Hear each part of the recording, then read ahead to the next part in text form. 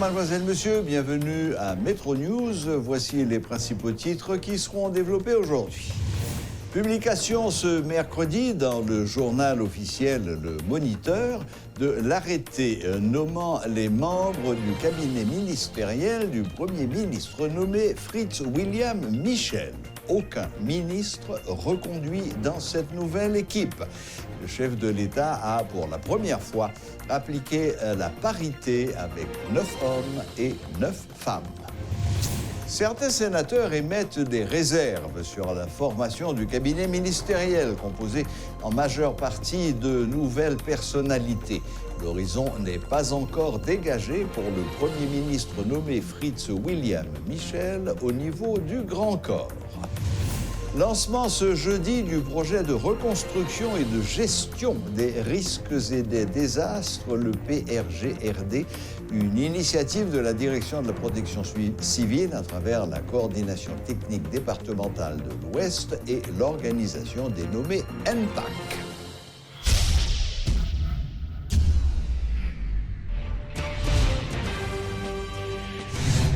Le chef de l'État a publié ce mercredi dans le journal officiel Le Moniteur l'arrêté nommant les membres du cabinet ministériel du Premier ministre nommé Fritz William Michel. Aucun ministre n'est reconduit dans cette nouvelle équipe. Le chef de l'État a pour la première fois appliqué la parité avec 9 hommes et 9 femmes. Dans l'ensemble, les personnalités nommées dans le cabinet non ratifié de Jean-Michel Lapin conservent leur portefeuille. Le Premier ministre renoue avec une certaine tradition existant déjà sous les administrations de Préval et de Martelly en prenant le portefeuille de la planification. Voici la composition complète du gouvernement. Sont nommés Marjorie-Alexandre Brunache, ministre des Affaires étrangères et des Cultes. Michel-Patrick Boisvert, ministre de l'Économie et des Finances. Margaret Toussaint-Georges, ministre de la Justice et de la Sécurité publique. Jacques-René Charles, ministre des Travaux publics, Transport et Communications. Fritz William Michel, ministre de la Planification et de la Coopération externe. Anami Jean-François, ministre de la Santé publique et de la Population. Odin fils Bernadel, ministre de l'Intérieur et des collectivités territoriales. Jude Pierre Michel Lafontant, ministre de l'Agriculture, des Ressources naturelles et du Développement rural. Pétrix Justin, ministre de l'Environnement. Pradel Henriques, ministre de la Culture et de la Communication. Jonas Kofi, ministre du Commerce et de l'Industrie. Félito Donant, ministre des Affaires sociales et du Travail. Marie-Ghislaine Montpremier, ministre à la condition féminine et aux droits des femmes. Ronide Bélizaire-Imbert, ministre de l'Éducation nationale et de la formation professionnelle. Carline Schutt, ministre de la Jeunesse, des Sports et de l'Action civique. Ronald Gérald Demézard, ministre de la Défense, Marie-Faustine Roxane Hurley, ministre du Tourisme, et Marie-Élise Sinis-Castillon, ministre des Haïtiens vivant à l'étranger. Rien n'est encore clair pour Fritz William Michel au Parlement, particulièrement au Sénat de la République. 24 heures après le dépôt des pièces du Premier ministre nommé à la Chambre basse, les convictions ne sont pas encore faites dans le camp des pro-gouvernementaux au Grand Corps. Certains sénateurs émettent des réserves sur la formation du cabinet ministériel composé en majeure partie de nouvelles personnalités. Les sénateurs de l'opposition, quant à eux, restent sur leur position. Pour eux, la mise en place d'un gouvernement importe peu. La résolution de la crise doit passer inévitablement par la démission du président Jovenel Moïse. Je pense que c'est des citoyens haïtiens. Nous souhaitons que le gouvernement, bien exécutif, là, Premier ministre et président, ait pour la Constitution, de garder sa Constitution amendée Et à partir de ces moments-là, il fait choix des citoyens qui peuvent venir soit ministre, soit venir premier ministre. Donc nous-mêmes, nous, au niveau du Parlement, et pas personnellement, m'a fait en fonction de ça, la Constitution a dit. Nous attendons commission montée au niveau Sénat, et pour que le Premier ministre vienne faire déclaration politique, nous espérons que la commission a pris le soin pour analyser le dossier de chaque grand ministre, chaque grand secrétaire d'État. Et même moi, c'est dans des déclarations politiques générales là, on vote favorable si le Premier ministre en convainc nous, et s'il ne pas convainc moi-même, on va un vote défavorable. Je ne sais pas quel moment que me dit le Premier ministre a passé à la majorité. Parce que le dernier Premier ministre qui était là, c'était le Premier ministre Lapin, je ne sais pas qu'il y a un problème au niveau personnalité, mais nous avons un événement insolite qui est arrivé dans le Sénat. Eh bien, il va arriver là. Et nous entendons qu'il y a certains collègues sénateurs qui disent que c'est sous entrailles. Donc ça veut dire, ou par contre, qui l'autre, pas insolite qui va arriver là, qui va faire que, eh bien, séance ne doit pas faire. Ça veut dire que c'est pour une question de est-ce que majorité là ou majorité là, mais on doit venir joindre, des collègues sénateurs, c'est coup de poing à venir tirer, ces chaises à craser, et un sénateur en coum, pas venir dans craser chaise, m'a obligé chita pour m'observer. Même si j'ai une bonne volonté pour me voter pour ou bien voter contre, moi-même c'est séance qui vous fait, qui vous permet de participer dans le débat, à partir des débats, et puis laisser un vote favorable ou bien un vote défavorable. Donc tout Premier ministre, tout gouvernement qui va monter là, il va au départ mettre 22 milliards de gouttes dans le budget pour payer dette. Ça veut dire que son pays qui va arrêter dans le fonctionnement, dans le budget de fonctionnement, parce qu'il n'y a aucun corps pour investir, goutte la montée, fatra après la rue, pas de circulation, et me passer pays à venir plus grave. Pourquoi c'est route ça on a choisi? Nous choisissons route pour que je dis eh bien, gagner une enquête qui fait et que yo dit Venezuela, puisque tout gros baron en bas code, eh bien, n'a font susoi, n'a demandé un moratoire sur paiement ça. Et laisse ça, n'importe qui gouvernement a qu'à disposer de 22 milliards de gouttes ça pour y faire investissement dans l'éducation, dans la santé et dans l'infrastructure. Je dis à la présidence, son technicien en finance qu'elle choisit pour qui mène le gouvernement. C'est-à-dire, ce n'est pas un personnage politique. Je dis à la même pourquoi dit est-ce que nous-mêmes n'avons pas embarqué ou pas. C'est-à-dire, c'est lui-même pour qu'il rencontre avec les blocs politiques, est-ce qu'elle a pas arrivé à convaincre. C'est-à-dire, gagner opinion partagée au niveau du Sénat de la République. C'est-à-dire, gagner des sénateurs qui ont voté pour, gagner des sénateurs qui ont voté contre. Mais comme commission, pour quand même monter, même pour analyser pièces, sauf que nous clairs sur ça, pas un ministre qui était là dans le gouvernement, c'est un cap tourné là. Moi-même clair sur ça, et un peu de sénateurs entendent sur ça. C'est-à-dire, il faut que le président fait un recul par rapport à des gens qui ont mis avec eux dans l'ancien gouvernement. Il faut qu'ils mettent en côté et il faut qu'ils soient capables de faire dialogue avec un peu de monde dans la société pour monter un gouvernement. Malgré des griefs contre le Premier ministre à travers la capacité politique, mais nous attendons que le gouvernement lui-même, au moins, les chita avec un peu de secteur dans la société pour monter un gouvernement qui est plus ou moins acceptable et plus ou moins potable au niveau du Sénat de la République. Nous sommes au moins que nous sommes capables de voter. Notre invité du jour est M. Édouard Poultre, coordonnateur du CONAN, Conseil haïtien des secteurs non étatiques, et secrétaire exécutif de Ensemble contre la corruption. Avec M. Poultre, nous allons rapidement faire le tour du regard que la société civile porte sur l'actualité du pays. Bonsoir, M. Poultre. Bienvenue à Métro News et merci d'avoir répondu à notre invitation. Merci aussi pour l'invitation et je salue tous les téléspectateurs et téléspectatrices de Télémétropole. C'est un plaisir pour moi de passer encore une fois ici. Voilà. Bon, Monsieur Poultre, commençons par l'actualité la plus brûlante. C'est celle de la nomination d'un nouveau gouvernement avec un nouveau Premier ministre. Comment est-ce que vous interprétez la chose?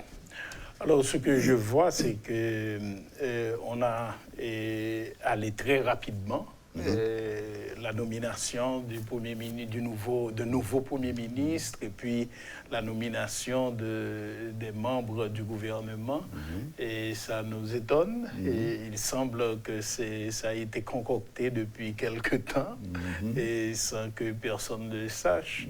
Mais ce que j'ai porté un regard plutôt... que je ne sais pas comment qualifier ça, mais critique par rapport au profil du Premier ministre. Et c'est pour nous de la société civile, Monsieur Michel, on ne connaît pas ses opinions sur les grands sujets qui bouleversent la société haïtienne. Et on ne connaît pas son opinion sur Petro-Caribé, on ne connaît pas son opinion sur...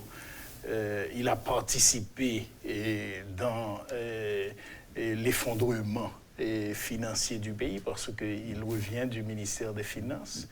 Et il y a d'ailleurs beaucoup de tweets... on ne sait pas si ce sont des fake news ou si c'est la vérité. Il a beaucoup de tweets qui l'attaquent. Oui, justement. Donc, l'idée, c'est que nous sommes plutôt préoccupés par ce profil-là. Est-ce qu'il n'a pas de compétences prouvées en politique et il y a les dossiers politiques vont venir à son bureau tout de suite. Avec toute l'ampleur que nous connaissons, donc nous sommes inquiets par rapport à cette nomination. Il y a deux choses que nous avons remarquées quand le gouvernement, les membres du gouvernement ont été nommés. Il y a deux choses que nous avons remarquées. La première, c'est que sur 12 membres nommés, il y a 6 femmes. C'est quand même 50%. C'est la première fois, je crois, qu'il y a autant de femmes dans un gouvernement. Et deuxièmement, deuxième fait notable également, c'est qu'il n'y a aucun des ministres du précédent gouvernement et puis, il y a... Et puis, il semble, je ne les connais pas vraiment, il semble qu'il y a un coup de jeunesse au sein de ce gouvernement. Vraiment, il y a... à part peut-être l'un d'entre eux qui est peut-être de ma génération, mais les autres sont des jeunes. Enfin relativement jeune. Et donc, le gros problème, c'est l'incertitude par rapport à la compétence politique de ce gouvernement.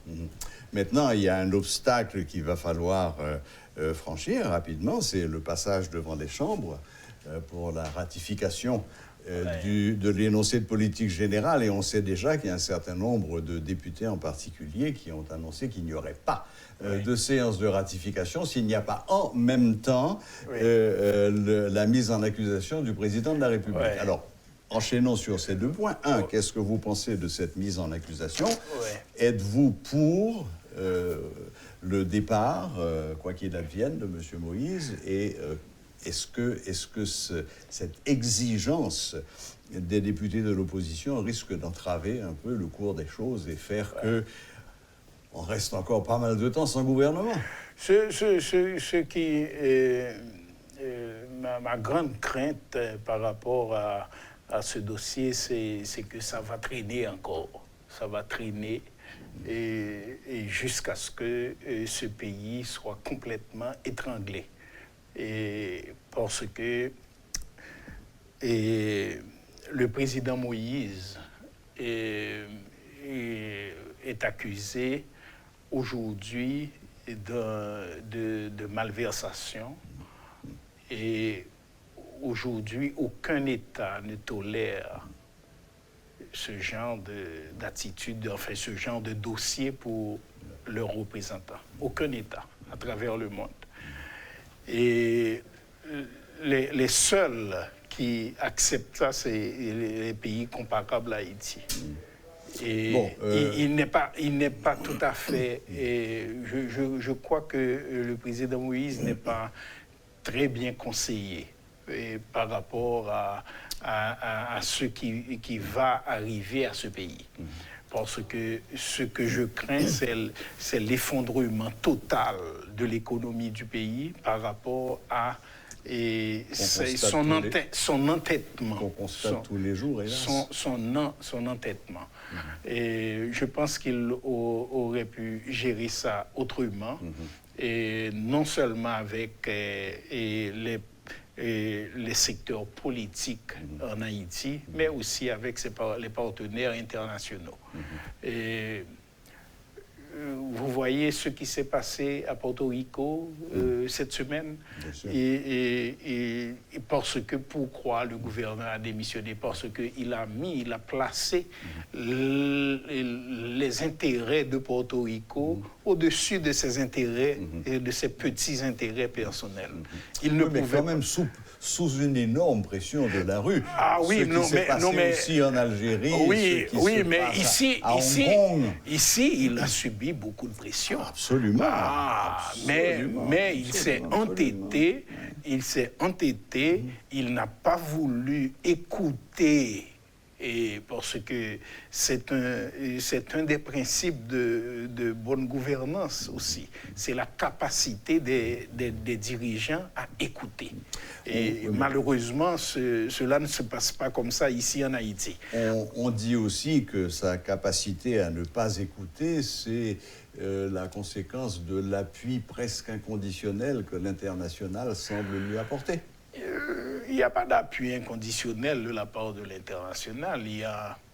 en tous les cas, il n'y a aucune déclaration. En tout cas, moi, je pense qu'il cherche autre chose. On ne sait pas encore. On ne sait pas quoi. Mais il cherche autre chose. Et malheureusement. Alors, ce que je pourrais dire, c'est que on est prisonnier d'extrêmes ici en Haïti. Et d'une part le pouvoir, et d'autre part, il y a une réticence à aller au dialogue, à accepter de dialoguer. Et donc, et ça, nous sommes prisonniers des extrêmes. Vous qui êtes secrétaire exécutif de l'Ensemble contre la corruption, qu'est-ce que vous pensez des interdictions de départ qui ont été prononcées contre Jean-Michel Duplan et Fednel Monchéry? Ça rentre dans le cadre de la lutte contre la corruption. Oui, et effectivement. Bon, tous les rapports des organismes de défense des droits humains et même les rapports internationaux et dernièrement le grand discours du secrétaire général de l'ONU ont tous montré du droit qu'il y avait des implications de grandes autorités haïtiennes dans ces massacres et ce qui s'est passé et ce qui se passe toujours jusqu'à présent dans non seulement à la Saline, mais ça prend de l'expansion un peu partout. Et aujourd'hui, Haïti est à la merci de gangs criminels et que le pouvoir n'arrive pas à stopper et à conjurer en tout cas les menaces qu'ils apportent à la société. Un gros département comme en population, en richesse et en potentialité même économique, et comme le département de l'Artibonite, aujourd'hui, on voit que l'Artibonite est menacée et il y a même des signaux moi je dis, des signaux de guerre civile qui se sont introduits, en tout cas, dans ce climat après l'arrestation d'Arnel Joseph. Est-ce que vous pensez que, parce que pour l'instant il s'agit de guerre de gang, est-ce que vous pensez qu'on peut facilement comme ça passer de guerre de gang à une guerre civile? C'est quand même pas la même chose.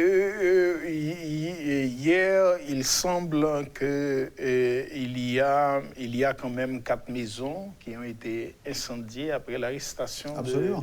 Ce sont des signaux qui ne Mais c'était tous des biens d'Arnel Joseph. Oui, justement. Oui. Justement, mais Arnel Joseph a des soldats, il a beaucoup de... Ouais. Donc, ça peut déclencher parce que nous sommes tous citoyens et civils et en Haïti, malgré qu'il y a des armes, mais on est citoyen civil, on est, et donc facilement ça peut déclencher en tout cas des agressions de part et d'autre.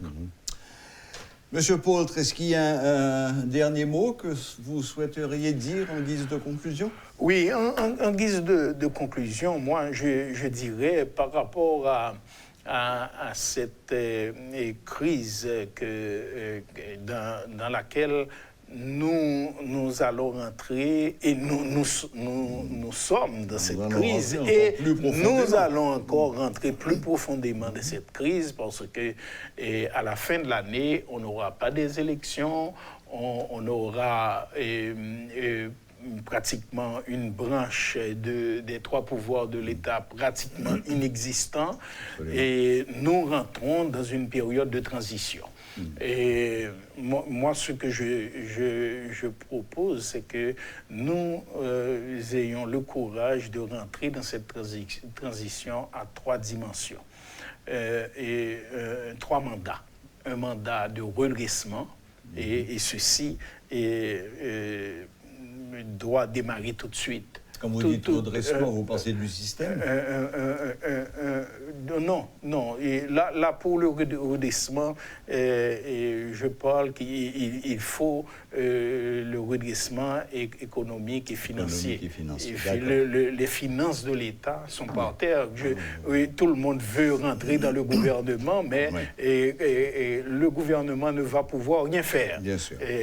Donc, il faut redresser les finances publiques. Il faut que la police mette de l'ordre au plan sécuritaire du pays. Et puis, finalement, il faut une bonne circulation monétaire pour que le peuple haïtien puisse vraiment trouver un pouvoir d'achat pour faire face à leurs responsabilités. Ça, c'est le redressement. Et il y a un mandat aussi de rupture pour lequel les jeunes se battent. Et il faut que nous inventions un autre...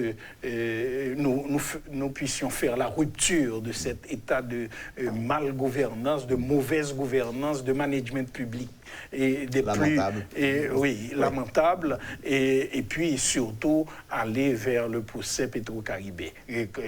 Rentrer dans le procès Petro-Caribé. Ça, c'est le 2e mandat. Et le 3e mandat, et moi, je pense que la transition doit être une transition fondatrice aussi. Et fondatrice parce que nous avons besoin, nous allons avoir besoin d'une autre constitution, d'une révision de la constitution. Il faut refaire la classe politique et avoir 4 à 5 grands partis politiques. Il faut aller vers une entente dans ce sens. Et puis, moi, je crois que nous devons avoir une grande entente nationale pour l'économie de ce pays, pour que nous puissions, dans les 25 prochaines années, nous entendre, nous accorder pour qu'il y ait des investissements et des emplois qui soient créés dans tous les secteurs, que ce soit l'économie, que ce soit l'agriculture, la sous-traitance et le numérique. On a beaucoup de jeunes qualifiés aujourd'hui et qui peuvent et qui veulent et qui maîtrisent l'économie numérique. Absolument. Donc il faut aller vers le développement du numérique. Donc, moi, je crois que cette grande entente-là, nous devons viser grand et pour capter les investissements, le tourisme, capter les investissements étrangers et puis inscrire Haïti dans une croissance économique durable de 5 à 10% chaque année.